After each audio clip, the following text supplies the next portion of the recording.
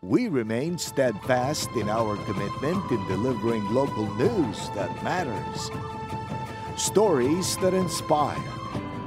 Enriching the lives of Filipinos in the Philippines and across the globe.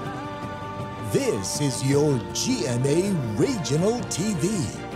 Buong puso para sa Pilipino. Ini ang GMA Regional TV Early Edition. Lideres ang Western Visayas. Nagpagwa sang sentimiento kaangot sa nagluntad nga power outage sa House Inquiry. Iloilo City Mayor Jerry Triañas nagtanyag sang reward money nga 50,000 pesos sa makatudlo sa suspect sang pagpanglampos sa Diversion Road. Kapuso actor Matt Lozano makaupod na sa Bistok. TGIF! Good morning mga kapuso. You're watching GMA Regional TV Early Edition. Hi Sen! Happy Friday! Happy Friday, Adrian! Good morning mga kapuso. Adlaw naman kita sang Biyernes, January 12, 2024. Hibalon ta na mga nagapangunang mga balita sa Western Visayas. Ako si Zen Kilantang Sasa. Live diri sa GMA Iloilo Station. May pasweldo. Ako naman si Ren Prietos, live na live ikan diri sa GMA Bacol Station sa mga Biyernes. Dala sa po namon ng mga dalag ko ang mga balita ang impormasyon nga dapat ninyo mahibaluan. Bangod local news matter. Tutok na, kaya rin ang pinakaulihing ng mga balita sa bilog ng Western Visayas.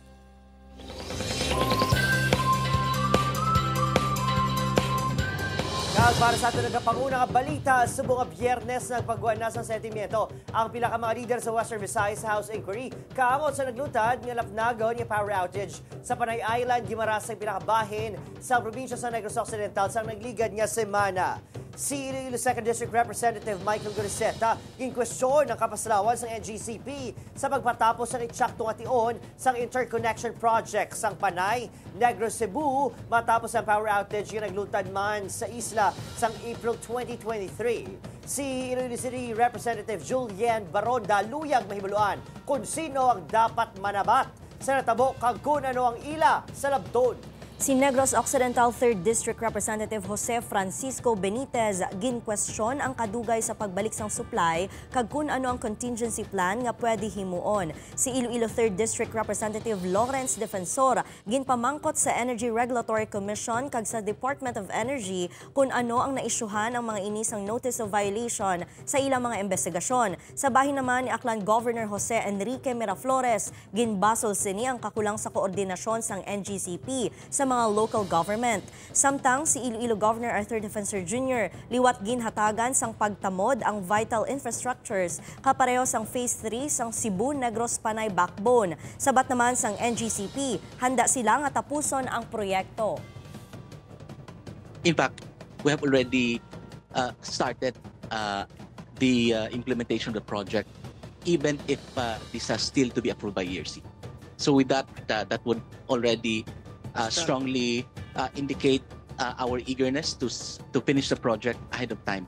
So as to the request whether we can finish the project earlier than the original target date, we will revisit the timeline if we can compress some activities in order to finish the project. We are willing to sit down with the cooperatives on this matter.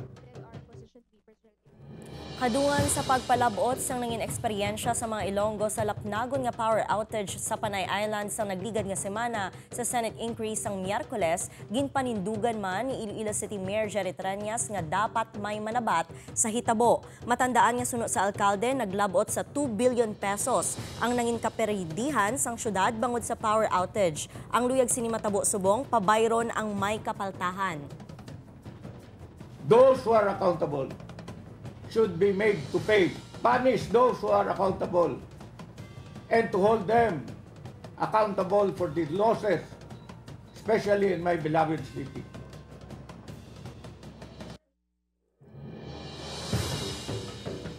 Sa kaangot nga balita mga kapuso, Power Watch Negros nagdihon sa manifesto nga ipadala sa Kongreso. May kapaltahan sa natabo nga power outage sa Western Visayas, kinahanglan nga manabat. Nakatutok Irene Pedreso. Kaangay sa pila ka grupo kag pribado nga sektor nga nagapanawagan nga tagaan sa solusyon ang problema sa kuryente sa Western Visayas. Nagpagwa sang manifesto ang grupo nga Power Watch Negros kasunod sang naeksperyensyahan nga power outage sa Western Visayas ang tinalikdan nga semana. Panawagan sa grupo nga isuspinde ang franchise ng National Grid Corporation of the Philippines o kun NGCP nga amo ang ginabasol sa malapnagon nga blackout. We condemn NGCP for its failure to fulfill its mandate, kinaugasan ng nila kapon. So our plan is this, we will urge the Congress, if possible, to suspend or if not revoke the franchise of NGCP. Sunod sa grupo, dapat may proactive response ang korporasyon sa tiun nga may makita nga problema sa power transmission. Gani pabor ang Power Watch Negros sa patigayunon nga Power Summit nga igaorganisa sa Bacolod City kag Negros Occidental Provincial Government sa Pebrero. Pahayag sang grupo, palaagyan ang summit agud ma-develop kag maistoryahan sang maayo ang mga butang nga makabulig sa energy industry sang probinsya.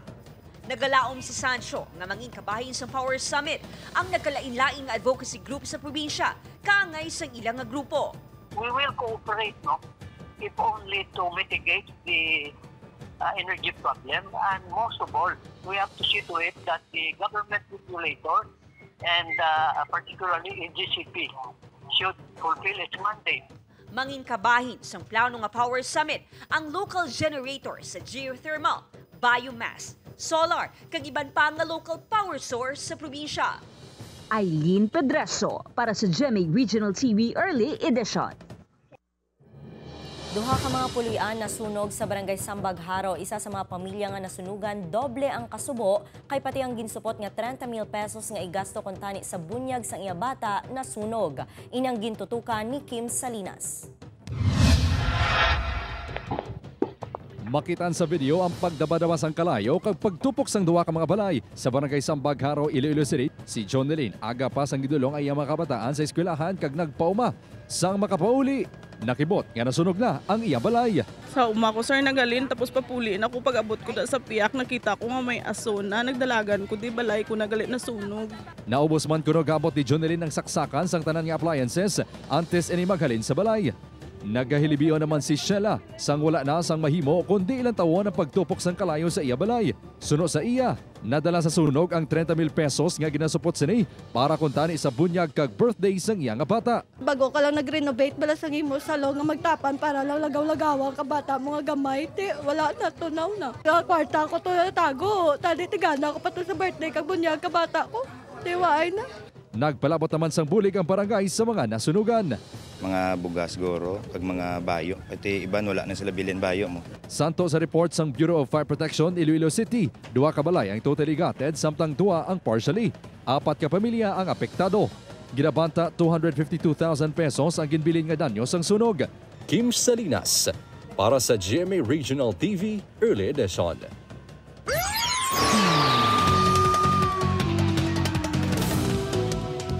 Masakit, 3 ka mga engineer nga sakay isang pick-up nga ginatake sa isa ka motorcycle rider lunsay mga empleyado gali sang DPWH Iloilo City District Engineering Office. Driver nga napuruhan sa insidente padayon nga nagapayo. Samtang Iloilo City Mayor Jerry Treñas ang tanyag sa reward money para sa makatudlo sa suspect. Nakatutok John Sala. Tubtob subong ligom dulom sa gihapon ng Iloilo City Police Office kung sinong motorcycle rider nga nagpaglampos ang baseball bat sa driver sang isa ka pickup sa Diversion Road sang Lunes sang gabi subong man sa motibo sini. Nakaagom sa mga lastro kag pagpananagob sang kamot kag lawas ang driver sang pickup nga ginkilala kay Engineer Edward Joseph Reyes samtang ang mga pasahero sini amo sanday Engineer Zarina Caspilio, OIC Chief sang Procurement kag Engineer Edward Joseph Sudario, Chief sang Construction Division kag lunsay mga empleyado sang DPWH Iloilo City District Engineering Office. Actually, si ang driver itong engineer manamon, wala pa siya gani naka-report kay tungod nga nag-suffer sa mga bruises sa iyang lawas. Kay siyempre, pag-attack, so sa alleged na attack, naka-seat belt siya kag hindi siya sing maayos. So, damo siya bruises. So, gin pa hospital gin siya, pero nag-outside lang man siya kay kabudlay mo sa hospital. Pero as of now, wala pa siya ka-report. Samtang nakabalik naman sa duty ang duwa ka mga pasahero. Mismo ang tagdumalahan sang DPWH Iloilo City ang wala man sang ideya sa motibo sang krimen kag sa posible kahilabtanan sini sa ilang mga obra. Bangod lunsay wala man sang may nabaton nga pamahog ang mga biktima. Bangod sa insidente, nagtanyag naman sang reward money si Iloilo City Mayor Jerry Treñas nga 50,000 pesos para sa makatudlo sa sospek nga tubtob subong at large sa gihapon. Nag-istoryanay kami, nag-offer 50,000 pesos to those who will be able to give sa pulis ang identity sa suspect. Hindi pa man matumod tubtob subong kung road rage gid man ang gitunaan sang paglampos o kung posible may mas madalom pa nga rason. Posible pagpamahog, posible may prior na nga natabo sa ila, no? So we are still we're still conducting investigation. John Sala para sa GMA Regional TV Early Edition.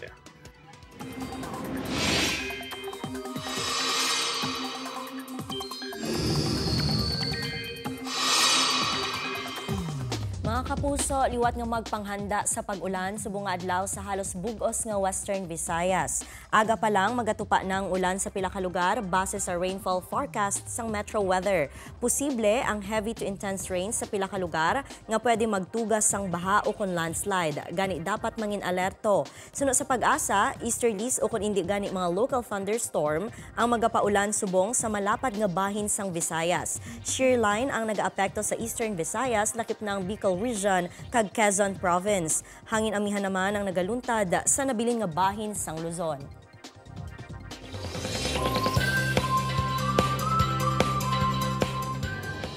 Para naman sa aton nga Globalita tuig 2023, bao pinakamainit nga tuig sa nakaligan nga kapin 100,000 ka tuig base sa pagtuon sa European Union. Samtang mga elephant tusk nga nagabalor sang kapin 600 million pesos ginpangguba sa Nigeria.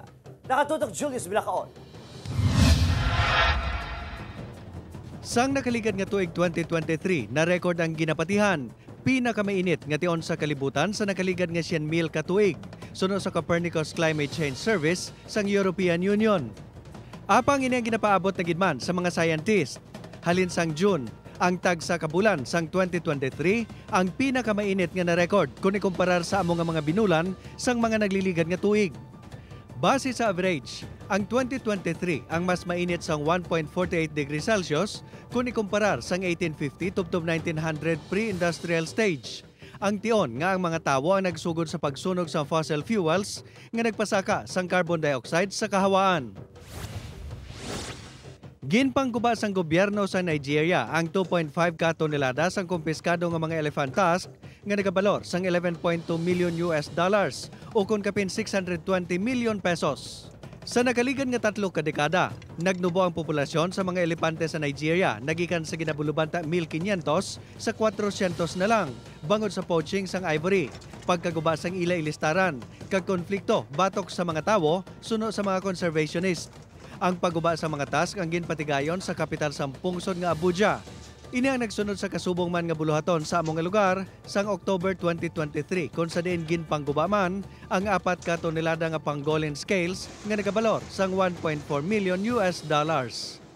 Julius Bilacaol para sa GMA Regional TV, Early Edition.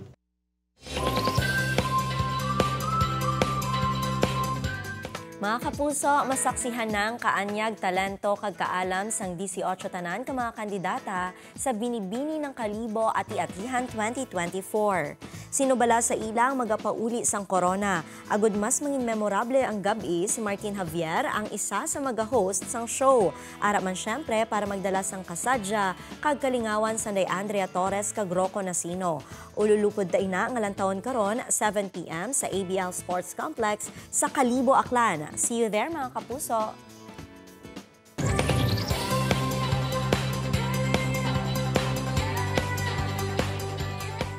Good morning mga kapuso! Welcome back to GMA Regional TV Early Edition. Of course, this morning, makaupod naton si Mr. Matt Lozano. Good morning, Matt! Welcome back sa GMA Regional TV Early Edition. Mag-good morning ka danay sa aton ng mga Negrense at of course, Ilonggo na nanunood. Wow, hello. Good morning po sa inyong lahat. Matt Lozano po. Gusto ko mag-hi sa mga Negrense natin dyan at mga Ilonggo na nanonood ngayong umaga. At syempre, hindi makukumpleto pag hindi mo kami kinantahan. Ay, wow. May requirement talaga yun. Requirement pala? Oo. Siguro, with a smile. Sige nga, sample nga. Lift your head, baby, don't be scared of the things that could go wrong along the way. You'll get by with a smile. You can't win at everything, but you can try. Palakpakan naman natin mga kapuso sa mga nag-aalmusal dyan, di ba? Good. Match short game muna tayo. Kailangan mo lang sabihin ang mga linyang ito, pero dapat iba't iba ang emosyon. Ready ka na ba doon? Ready? Okay, sige. Eto. Damo ko problema subong hindi na pagdugangi. Emosyon. Dapat masaya. Dapat masaya. Parang ang dami kong problema ngayon, wag mo nang dagdagan. Okay. First, number 1, masaya. Ang damo ko problema subong. Hindi na bipagdugangi. Galing doon ah. Okay, number 2, galit. Ang damo ko problema subong. Hindi na bipagdugangi. Galing, okay. Number 3, takot na takot. Dami ko problema subong, hindi na bipagdugangi. O yun, palakpakan naman natin. O, diba? Ang effort is 100% mga kapuso. Okay, so ang galing naman of course, ni Matt.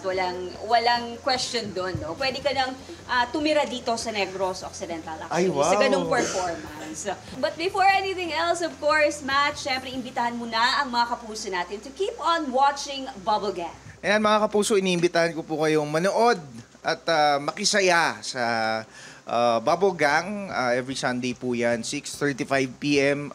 Maraming mga bago na ginagawang mga sketches and I'm sure talaga mag-enjoy naman kayo every Sunday. Ayan, subaybayan natin mga kapuso. Once again, Matt Lozano.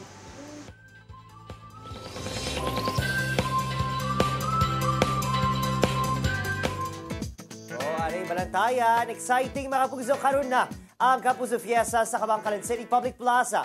Alas 8 sa gabi, kinatanay kita kag magbanding o managcast ang asawa ng asawa ko. Get ready magupod sa dance moves ni Raver Cruz. Si Martin Del Rosario may dalaman niya kilig sa ating mga kapuso. Siyempre, bantayan naman ang good vibes kag surprise performances. Halin ka kay Lizelle Lopez kag Jennifer Maravilla.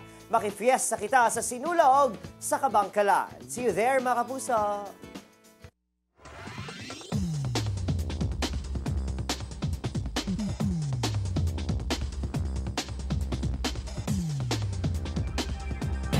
Ini ang GMA Regional TV Early Edition.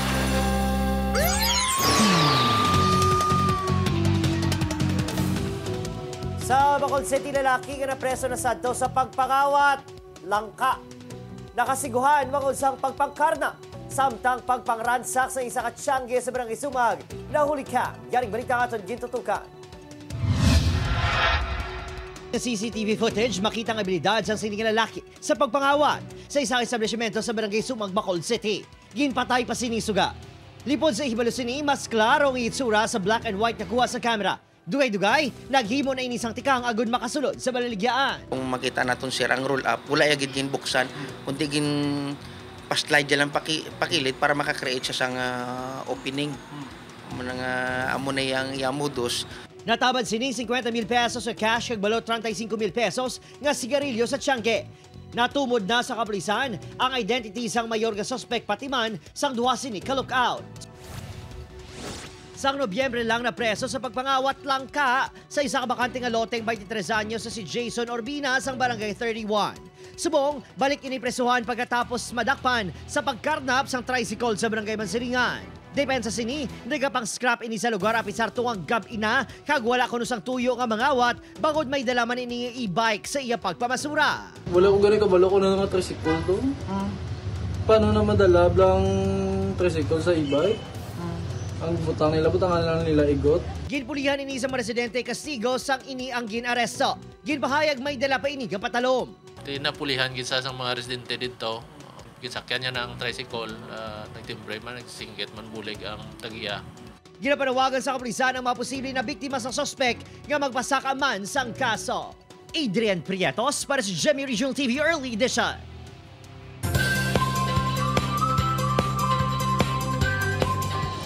Sobra 12,000 ka mga obra ang mahimo maaplayan sa job fair sang Peso Iloilo City sa palaabuton nga Enero 19 sa isa ka mall sa Iloilo City proper.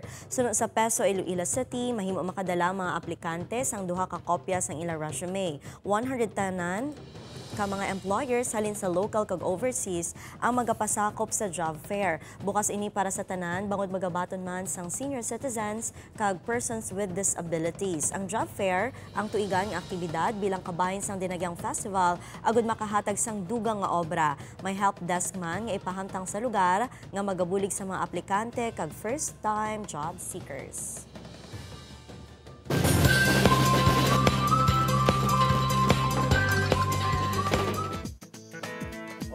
Abisa naman sa mga kapusata nga may transaksyon sa downtown area sa Iloilo City karon sa hapon.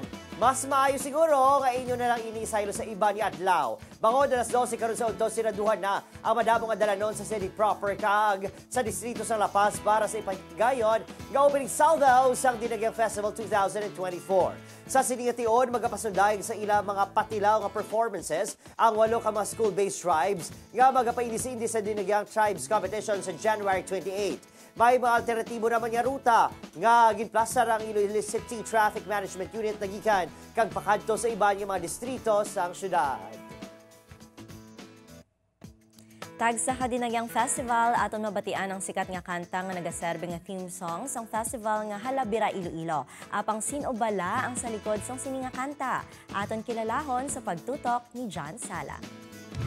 Halabira Iloilo, sulong sa pagbago. Halabira Iloilo.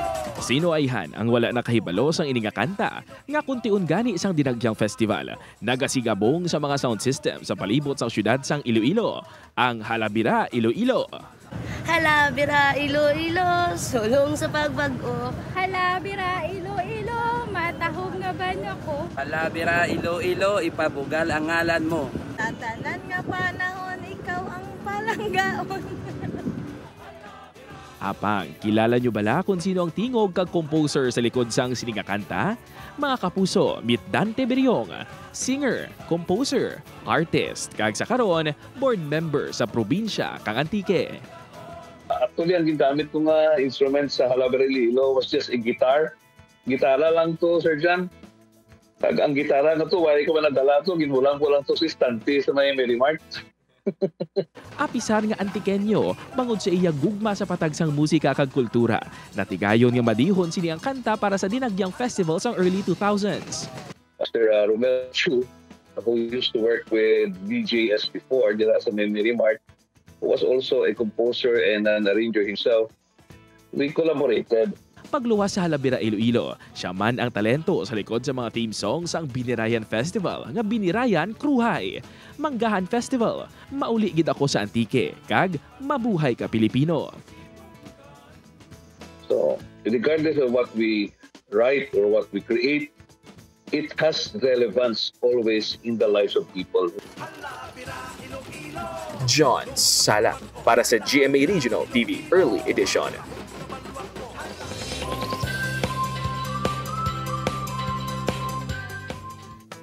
Lagaw ta sining weekend, mala New Zealand balang view ang ginapangita mo kapuso. Baw, pwede kigid magpadulong sa Batad sa Iloilo.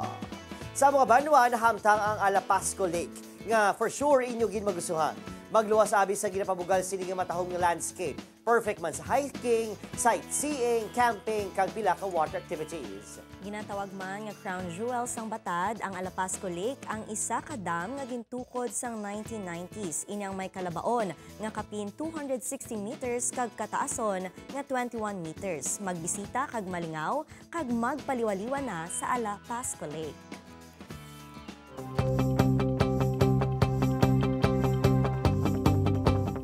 Zen mga pugso, ang effective nga acting ang wala ginadeterminar sang aktor ukon sang production staff, kundi sang mga tumulanaw. Insaktoy na Adrian sa nagani sa Swedish actress nga si Ingrid Bergman, it's not whether you really cry, it's whether the audience thinks you are crying.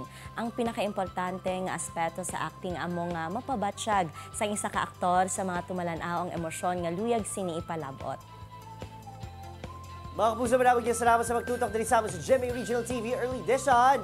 Obdan nyo kami rin Lunes to Biyernes. Mahimo nyo nga malanta ang aton episode sa www.gmaregionaltv.com kag mag-subscribe sa aton official YouTube channel, GMA Regional TV. Ako si Zen Kilantang Sasa. Kago naman sa Ilan Prietos, bugos na puwersa para sa mas dakong misyon kag mas masangkan nga pagserbisyo sa pungsod. Happy weekend mga kapuso!